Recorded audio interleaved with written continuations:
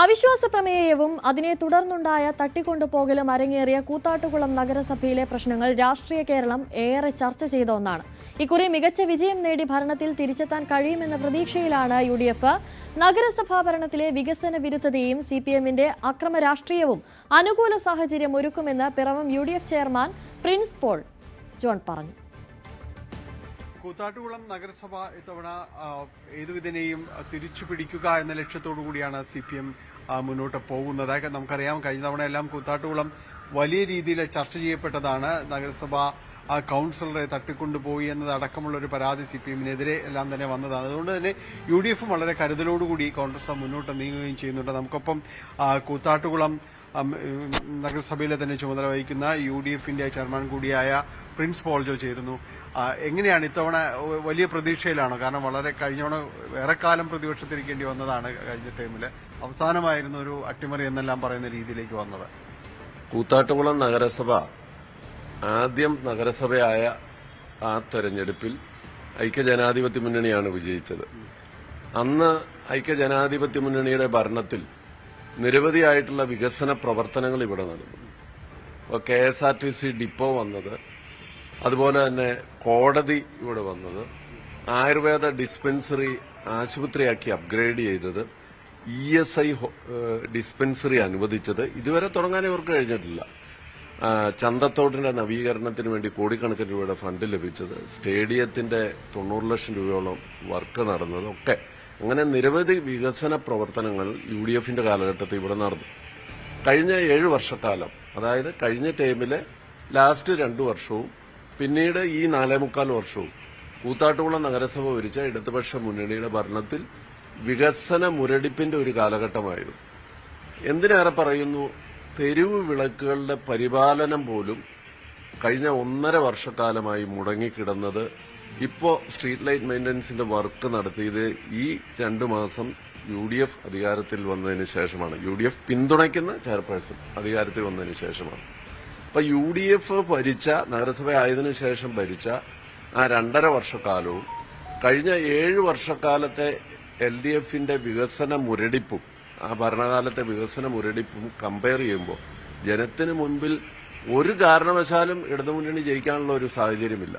തന്നെയുമല്ല, സ്ഥാനാർത്ഥി നിർണയമൊക്കെ ഇടതുമുന്നണിയേക്കാൾ മുമ്പ് മുഴുവൻ സ്ഥാനാർത്ഥികളെയും തീരുമാനിച്ച് ഒറ്റക്കെട്ടായി ഐക്യജനാധിപത്യ മുന്നണിയുടെ സ്ഥാനാർത്ഥികളും പ്രവർത്തകരും മുന്നോട്ട് പോവുകയാണ്. തികഞ്ഞ വിജയപ്രതീക്ഷയാണുള്ളത്. എനിക്ക് ചോദിച്ചോട്ടെ, ഇതിലെ കഴിഞ്ഞ തവണ ഏറ്റവും കൂടുതൽ വിവാദം ഉണ്ടായത് അവസാനം കാലത്തിലേക്ക് വരുമ്പോഴേക്കും കൌൺസിലർ കലാരാജുവിനെ തട്ടിക്കൊണ്ടുപോയി എന്നതടക്കമുള്ള ഒരു ആക്ഷേപവും പരാതിയൊക്കെ ആയിട്ട് വരുന്നു. ഒരു ജനാധിപത്യ സംവിധാനത്തിൽ അങ്ങനെയൊക്കെ ചെയ്യാൻ കഴിയുന്നൊരു സ്ഥിതി ഉണ്ടോ ഇവിടെ? ജനാധിപത്യ സംവിധാനത്തിൽ നമ്മുടെ തദ്ദേശ സ്വയംഭരണ സ്ഥാപനങ്ങൾ ഭരിക്കേണ്ടത് ഭൂരിപക്ഷമുള്ള മുന്നണിയാണ്. ഏറ്റവും കൂടുതൽ അംഗങ്ങൾ വോട്ട് ചെയ്യുന്ന ആള് ചെയർപേഴ്സണാകണം.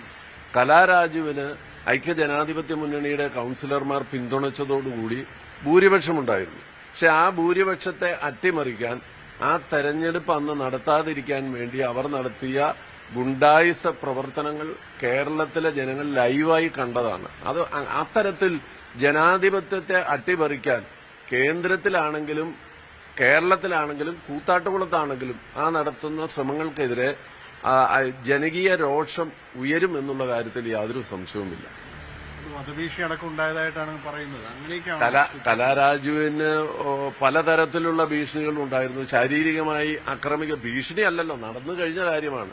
അവരെ കൈകാര്യം ചെയ്ത് ഒരു ഡെഡ് ബോഡി എടുത്തുകൊണ്ട് പോകുന്ന പോലെയാണ് കാറിലേക്ക് എടുത്ത് കൊണ്ടുപോയി എറിഞ്ഞ് ഡോറടച്ച് അവരുടെ കാലിന് പരിക്ക് പറ്റി കൊണ്ടുപോയി CPMന്റെ പാർട്ടി ഓഫീസിലിരുത്തി വൈകുന്നേരം വരെ അവരെ ഭീഷണിപ്പെടുത്തുന്നു.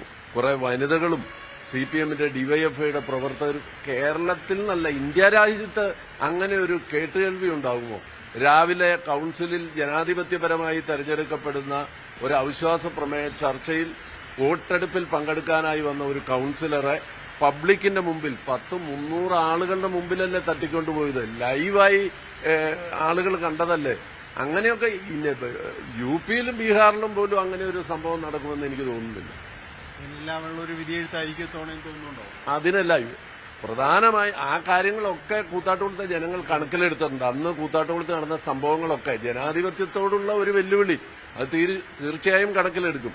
അതുകൂടാതെ പ്രധാനപ്പെട്ട കാര്യം എന്ന് പറയുന്നത് കഴിഞ്ഞ 7 വർഷക്കാലമായി ഒരു വികസനവും ഞാൻ വെല്ലുവിളിച്ച പല പബ്ലിക് മീറ്റിങ്ങുകളിലും ചോദിച്ചു, ഏതെങ്കിലും ഒരു വികസന പ്രവർത്തനം നിങ്ങൾ കൊണ്ടുവന്നത് പറഞ്ഞിട്ട് അവർക്ക് കഴിഞ്ഞിട്ടില്ല. ഏതായാലും വികസനം അതൊരു പ്രധാന വിഷയമായിട്ട് തന്നെ UDF ഉയർത്തിക്കാട്ടുന്നു.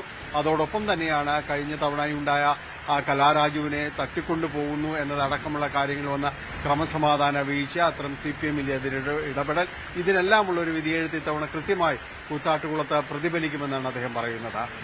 ക്യാമറമാൻ KP ധനേഷൊപ്പം ജാനി പോൾ, ന്യൂസ് 18.